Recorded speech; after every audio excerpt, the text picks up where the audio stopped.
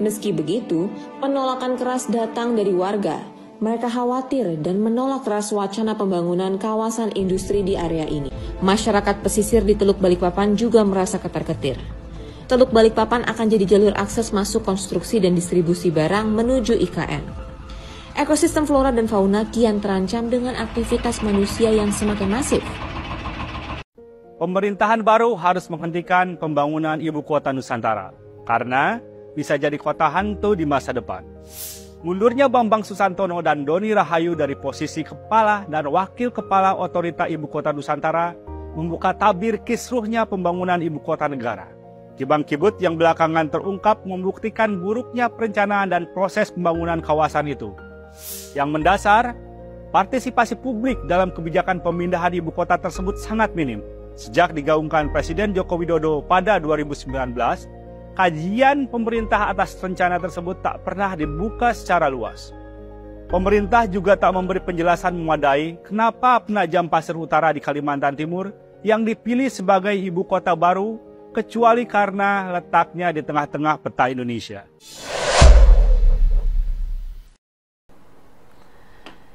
Pertama, presiden yang mulai menyalahkan rakyat, ini postingan dari Yuk Berisik. Begitulah Mulyono dengan sebutan guru prank sedunia di negara Konoha. Nggak habis-habisnya hujan kebohongan kepada negara itu. Pelajaran kebohongan itu sudah berhasil ditularkan kepada putra Mulyono dan adik Fufu Fafa. Triknya mudah, yaitu ngeles dan YNTKNS atau Yanto Ketes. Ya nggak tahu kotanya saya. Kita lihat, ini jejak digitalnya Jokowi yang di awal mengatakan ini bukan keputusan rakyat, bukan keinginan rakyat, tapi keinginan pribadinya Presiden Jokowi. Kita lihat. Dengan ini saya mohon izin untuk memindahkan ibu kota negara kita ke Pulau Kalimantan. Perpindahan ini adalah untuk pemerataan, baik pemerataan infrastruktur, pemerataan ekonomi, dan juga keadilan sosial. Ini pindah rumah aja kan kita itu, waduh ribetnya. Ini pindah ibu kota gitu loh.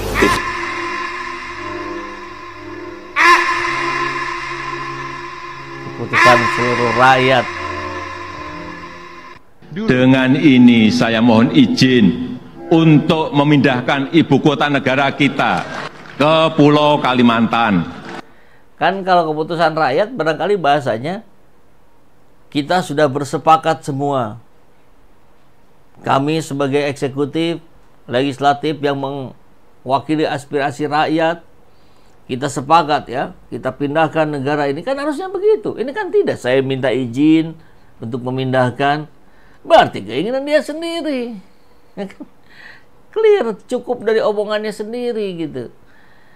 Dan janji Jokowi yang akan berkantor sampai 19 Oktober bohong lagi. Jokowi tak berkantor sepenuhnya di IKN, hanya kunjungan kerja lalu kembali ke Jakarta. Ya mau ngapain di sana? Makin habis dia ya. Saya kira ini kebohongan yang terus-menerus sampai akhirnya yang akan memberhentikan kalau bukan kematian ya pengadilan.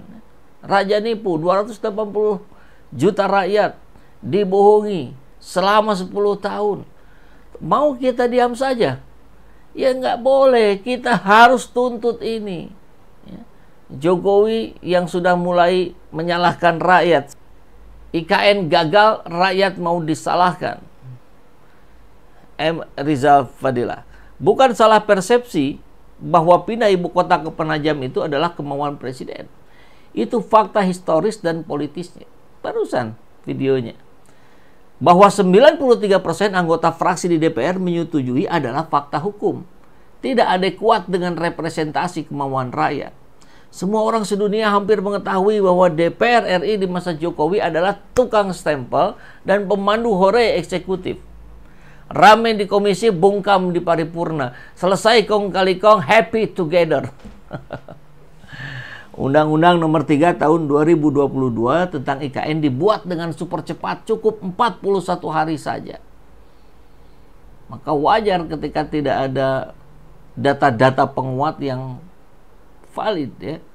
Ada kesan kejar tayang agar IKN segera memiliki sandaran hukum meski perpindahan itu sendiri digantungkan pada terbitnya Kepres. Ini tukang kepres ini. Kebut-kebutan ini pula yang menyebabkan status ibu kota Jakarta sempat dicabut dengan mengubah daerah khusus ibu kota DKI Jakarta menjadi DKJ. Undang-Undang Nomor 2 Tahun 2024 tentang Daerah Khusus Jakarta buru-buru diketok agar Jokowi leluasa menandatangani Kepres tanpa perdebatan hukum. Ia ingin soal IKN sepenuhnya kewenangan otoritatif dirinya, baik kapan pindah, siapa investor maupun pejabat yang diangkat sebagai kepala otorita IKN. Pindah ibu kota negara adalah proyek Jokowi dengan bantuan penasehat termasuk para dukun. Triliunan rupiah dana APBN digelontorkan untuk memenuhi ambisi Jokowi tersebut. Kini jelang akhir jabatan, target untuk pindahnya gagal. Jokowi tidak berani menandatangani Kepres karena memang nyatanya belum siap untuk pindah. Jokowi menyerah dan mencari celah untuk tanggung jawab. Satu-satunya pihak yang bisa menjadi kambing hitam adalah DPR. Narasinya adalah bahwa pindah ibu kota itu kemauan seluruh rakyat. Untuk ini respon Pret terlalu lunak, Brot lebih pas.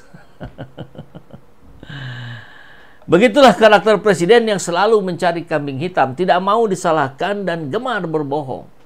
Bukan hanya DPR tukang stempel yang orang sedunia tahu, tapi juga soal pindah IKN itu kemauan dan ambisi Jokowi.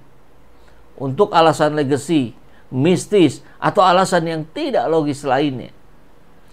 Segala kritik baik terkait naskah akademik, pembebasan lahan hingga sumber pembiayaan diabaikan. Apapun keberatannya, proyek IKN harus jadi. Sekarang muncul dagelan baru bahwa menurut Jokowi, proyek IKN adalah keputusan seluruh rakyat. Rakyat mana? Rakyat Cina.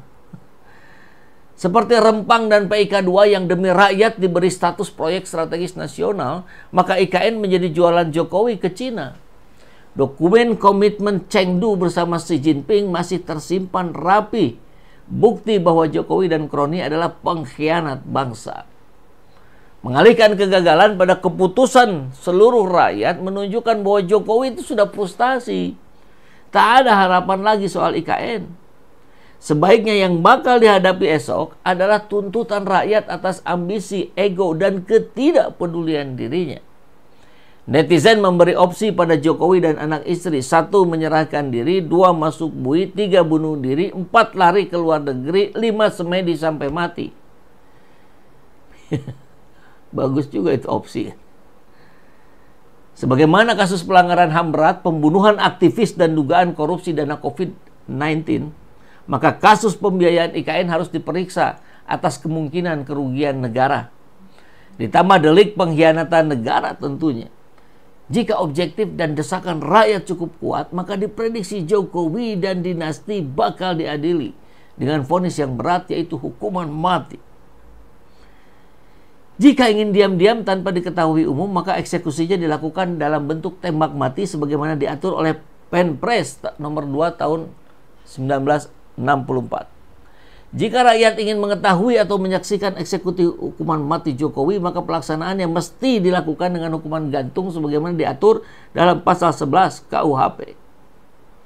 Nah, kini opsi netizen menjadi bertambah. Di samping menyerahkan diri, masuk bui, bunuh diri, lari ke luar negeri, semedi sampai mati, juga dengan tembak mati atau gantung di dekat Tugu Tani.